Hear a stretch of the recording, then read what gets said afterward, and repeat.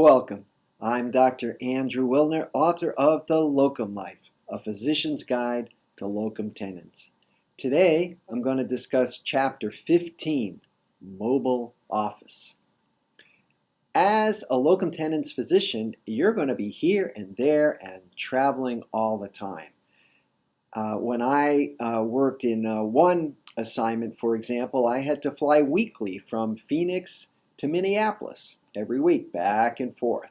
I had another assignment. I flew from Providence, Rhode Island to South Dakota. So having a beautiful home office with stacked files and everything organized in a wonderful desktop computer doesn't do you much good when you're on the road. So you have to have a good, efficient mobile office. Just like any other businessman who travels. You're going to need the best laptop that you can afford, and you can splurge because that expense is going to be tax deductible. See Chapter 14 that we just talked about the other day. In addition to having a great laptop, you want to have some kind of iCloud service, some sort of cloud service, iCloud for Apple or Dropbox or Box or Google. There are many.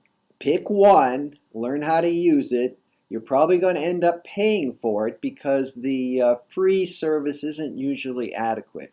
But in there, you're going to have all the documents that you will ever need.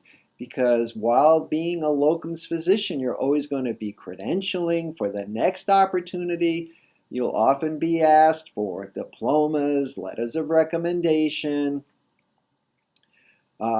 certificates, your DEA, and you just want to have all of those on a PDF filed away so wherever you are, you can instantaneously access them and just email them off. So you need a great laptop, you need a cloud service. If you like tablets, an iPad, or Microsoft version, that's great. It's great for entertainment, it's great for being on the plane. And the modern heavy-duty ones are maybe as good as a laptop. It's really your preference. In addition, you want to have, in addition to the cloud, you want to have some physical backups just in case. Either the small ones, small drives you can plug in, or a portable drive, and you want to encrypt it. So if by chance you lose it, someone else can't just plug it into their computer and read all of your private files.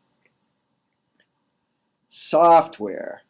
There's a lot of options. If you're an Apple person, well, there's the Apple Office Suite. If you like Microsoft, Word, Excel, PowerPoint, that's certainly the most well-known. Google has its own suite, and there are others. They all have advantages and disadvantages, but the easiest thing to do is just to pick one and learn it well. Lastly, smartphone. If you're an Apple guy, well, there's already the iPhone 10. If you're like other brands, that's great. Get the best smartphone that you can afford because you're going to want to have travel apps, banking apps, health apps, and then medical apps. In my smartphone, for example, I just got an app. It costs $4.99, and it has the Snellen eye chart. It's invaluable. I have it with me all the time. And of course, it has all kinds of other medical aids, calculators for phenytoin, for creatinine clearance. There's a app for the PDR, Physician's Desk Reference. You know, it's a 5-pound book, but it's a very light app. Lastly, as we discussed in Chapter 10 on privacy, you do not want any patient information on any of your devices. You are responsible to keep patient information private because of HIPAA, right? So if you have a problem with your device, if you lose it, if it gets hacked and patient information gets out, it's a disaster. So there's really no reason to ever have patient information on any of your devices. If you need information when you're not at the hospital, get the hospital to get you access So you can access the computer at the hospital where the information is protected and it doesn't go to your own device. Well, that's it for the mobile office. Good luck. It's a lot of fun to have all these gadgets.